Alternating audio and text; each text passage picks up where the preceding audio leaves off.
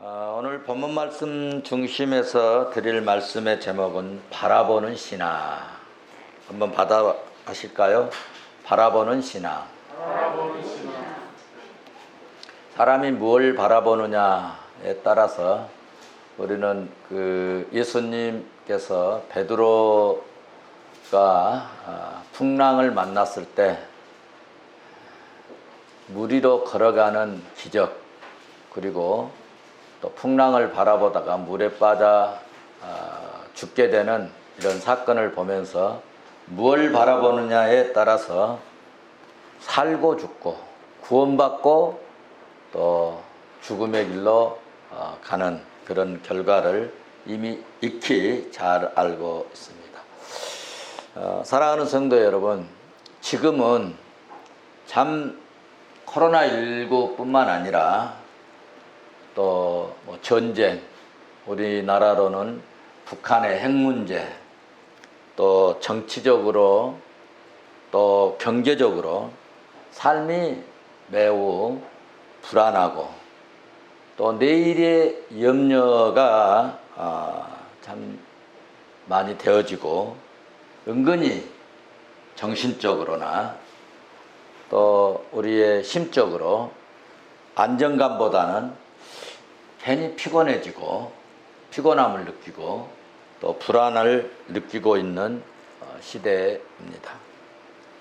이렇게 국민들의 또 우리 성도들의 삶이 피곤하고 불안해지고 있는 이런 때에 우리 예수 믿는 사람들은 이럴 때 어떻게 살면 좋을까? 어떻게 살아야 할까? 성경은 성경에 많은 인물들을 우리가 깊이 살펴보면 숱한 어려움을 겪고 풍랑을 만난 사람들이었습니다.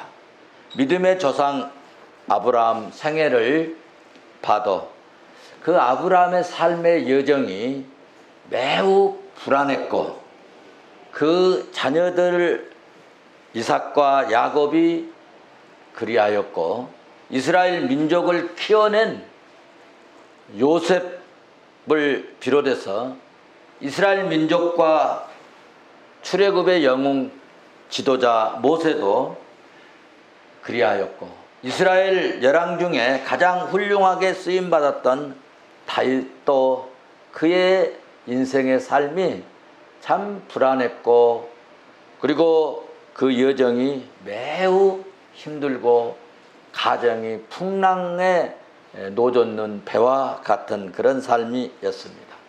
신약에 와서도 이방 사도의 이 여정도 보면 숱한 어려움과 고통스러움의 말로 다 할 수 없었고 그의 여정은 피곤함이었고 그리고 사역의 풍랑이 말로 다 할 수 없는 어려움이었습니다. 그런데 그들은 한결같이 풍랑 속에서도 풍랑 중에도 환난을 당하고 고난을 당하는 중에도 예수 그리스도를 바라보고 주님을 바라보고 믿음으로 시작할 때 그들은 하늘의 능력을 힘입어서 고난을 이겨낸 위대한 승리자가 되었습니다. 인생은 항해하는 배와 같다. 그런 말을 한 철학자들이 있습니다.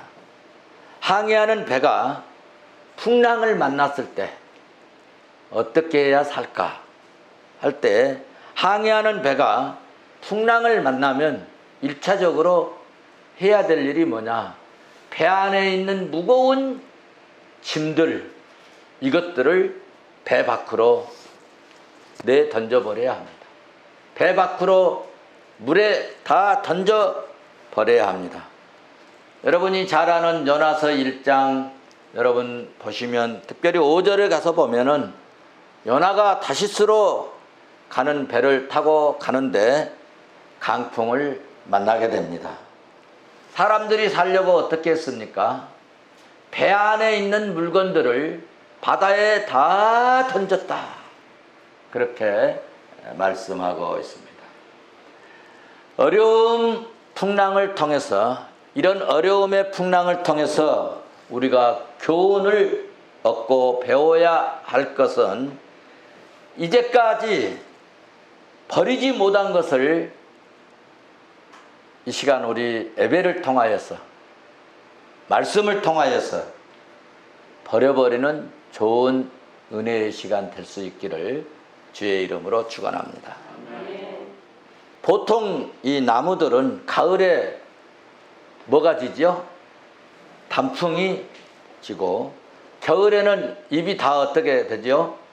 잎이 다 떨어져 버리고, 그리고 한 해를 마무리합니다. 그렇게 해야 봄에 새싹이 나오고 잎이 나오는 것입니다. 떨쳐버려야 새 잎이 나오고, 비워야 채워진다는 진리의 내용들을 이런 식물들이 가르쳐주고 교훈해주고 있습니다.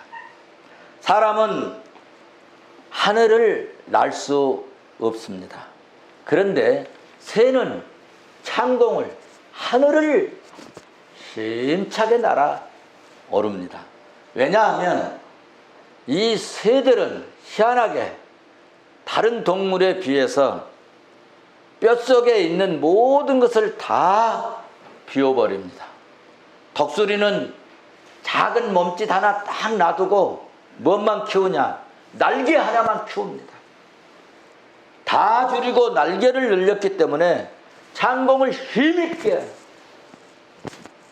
하늘을 힘차게 날 수 있습니다. 새의 뼈를 보면은 여러분 텅텅 비어 있습니다. 새는 뼛속까지 비워서 창공을 날 수 있는 것입니다. 생텍페리에가 쓴 이 소설을 보면은 그 인간의 돼지 부분을 읽어보면 그런 대목이 나오죠. 사막에 갇혀버립니다. 그래서 사막에 갇히니까 지도를 보면서 하룻밤을 셉니다. 꼬박 밤을 세웠지만 아무 소용이 없었습니다. 자신이 지금 어느 지점에 어디에 있는지 도무지 알 수가 없습니다. 길을 잃었는데 지도만 밤새도록 본다고 길을 찾을 수 없다는 것이죠. 온통 사막에 눈으로 덮여져 버렸습니다. 길이 보이지 않습니다. 도저히 길을 찾을 수 없는데, 여러분, 이럴 때 어떻게 하면 길을 찾을 수 있을까요? 여러분, 이럴 때는 믿을 만한 것은 나침판밖에 없는 것입니다. 길을 잃어버릴 때 나침판을 보고 나침판이 가르치는 방향으로 여러분 단순히 걸어가기만 하면 됩니다. 의심하지 않고 걷고 또 걸으면, 그러면 마침내 길을 발견하게 된다는 것입니다. 지금 우리가 살고 있는 시대가 매우 힘들고 어렵습니다. 이럴 때 사탄은 누구를 통해서? 가장 친한 친구를 통해서, 아니면 여러분 가장 하필이면 내가 제일 존경하는 어머니가, 아버지가, 또 사랑하는 남편이, 사랑하는 아내가, 또는 내가 제일 좋아하는 언니가, 오빠들이, 이런 사람들을 통해서 불평을 하게 하고, 불평의 메시지를, 불신앙의 이 생각을 우리 마음속에 가지고 와서 사단이 넣어줍니다. 그래서 내 마음속에 많이 불평이 막 올라옵니다. 불안함이 올라오고 원망스러움이 올라오고 막 그럴 때 있어요. 저도 그럴 때도 있었어요. 하나님, 내가 온 세상을 다 바쳐서 하나님께 드렸는데 하나님 주라, 그리하면 내가 흔들어서 넘치도록 부어주신다 했는데 어쩌세 이렇게 안 채워주십니까? 이럴 때 여러분, 오늘 말씀을, 이런 때를 인하여 오늘 말씀을 주신 것입니다. 자, 12장 우리 3절을 한번 보고 가십시다. 같이 봅니다. 시작. 너희가 피곤하여 낙심하지 않게 하여 죄인들이 이같이 자기에게 거여간 일을 참으신 일을 생각하라. 여러분, 우리가 피곤할 때 뭐가 안 되면 막 삶이 피곤하잖아요. 지치잖아요. 그리고 막 낙심될 때 있잖아요. 내가 이렇게 믿음 생활했는데, 이렇게 헌신했는데, 내가 이렇게 섬겼는데, 이렇게 하나님께 드렸는데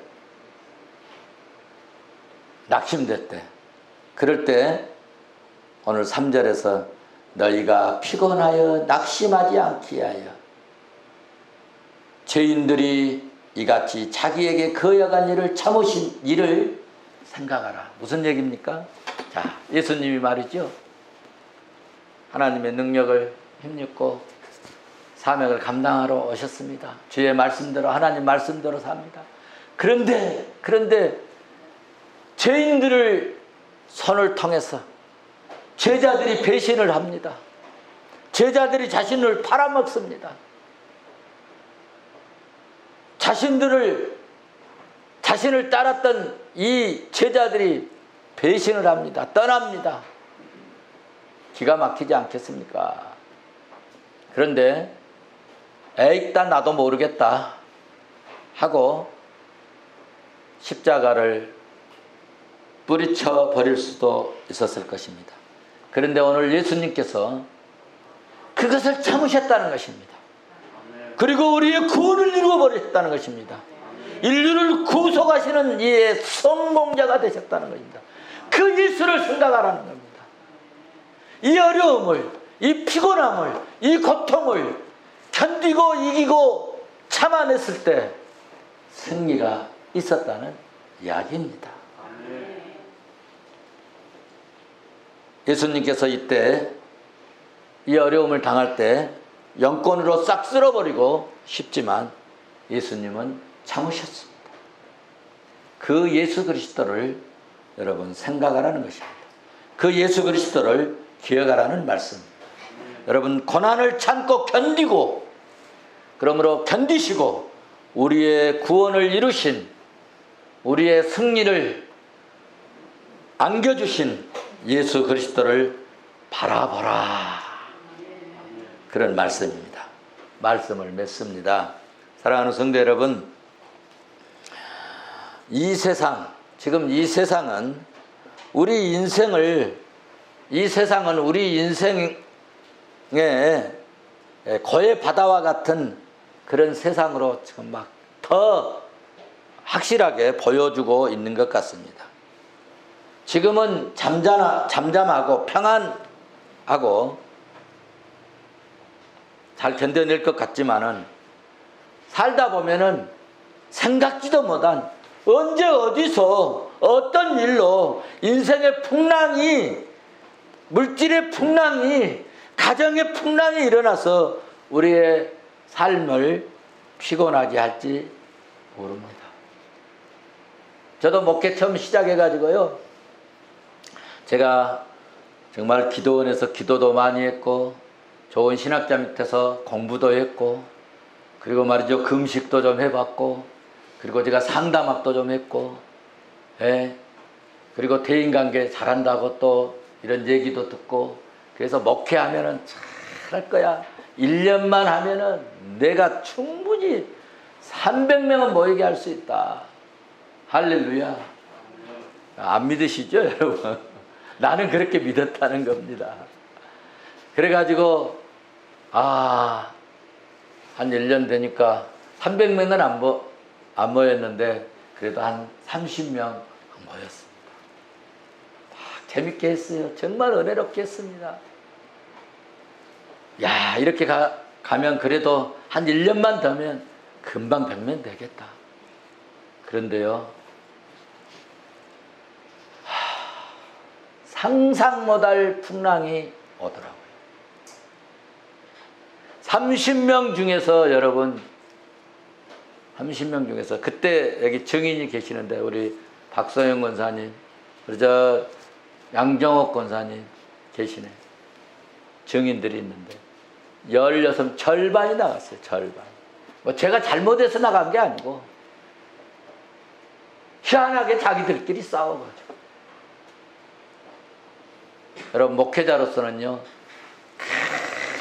한란을 만난 겁니다. 엄청난 풍랑을 만난 겁니다. 그때 힘을 다 잃어버렸습니다.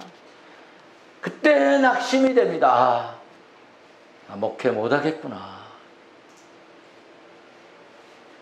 그래서 뭐 이런 분이 와서 뭐 위로도 하고 격려도 해주고 뭐 목사님 뭐 이제 그 소화도 안 되고 뭐 막 이게 먹은 게 살로도 안 가니까 몸은 마르고 막 혈압은 올라가고 말이죠. 여러분, 속이 안 좋은데, 영이 안 좋은데 등산 간다고 낫겠습니까? 제가 그래서 늘 그런 얘기 하는 겁니다. 병원 간다고 낫겠습니까? 이장병 생겼다고요. 밥만 먹으면 속이 쓰리고 막 토해내고 뭐 막 머리가 깨질 것 같이 아프고 말이죠. 혈압이 올라가고 혈압약을 먹어도 안 낫고 그렇습니다. 주님을 만나니까 주님이 치료해 주시더라고요. 그래서 여러분들에게 늘 이야기합니다. 풍랑 만났을 때 누구의 얘기도 나의 병을 치료할 수 없고 어떤 풍랑도 사람의 힘으로는 해결받을 수 없습니다. 요나가 탔던 그 배에 짐을 다 버려버렸어도 그 배가 풍랑에서 헤어났나요? 소용없었어요. 주님을 만나야. 주님을 만나면 하나님이 은혜를 주시고, 그래서 오늘 또 말씀하고 있지 않습니까요? 히브리서는 믿음장 아닙니까, 여러분? 믿음장에서 말씀하고 있습니다. 믿음의 주요 온전케 하신 예수 그리스도를 바라보라. 아멘. 여러분, 어렵고 힘든 일이 있을 때요, 나침판을 보고 여러분 길을 찾으세요. 나침판을 보고. 다른 데 길이 없습니다. 길을 찾을 수 없습니다. 길 가르쳐주는 그 사람이 더 나쁜 사람입니다. 더 못된 길로 갑니다. 여러분, 우리 인생의 영혼의 나침판인 성경에서 가르쳐준 대로 살면 반드시 승리의 길, 성공의 길, 구원의 길, 축복의 길로 인도받는 역사가 있을 줄로 믿습니다. 우리 한번 받아서 하십시다. 온전케 하신 예수 그리스도를 바라보자. 온전케 하시는 예수 그리스도를 바라보자. 우리 옆 사람에게 예수 그리스도 바라보자. 기도하겠습니다. 하나님,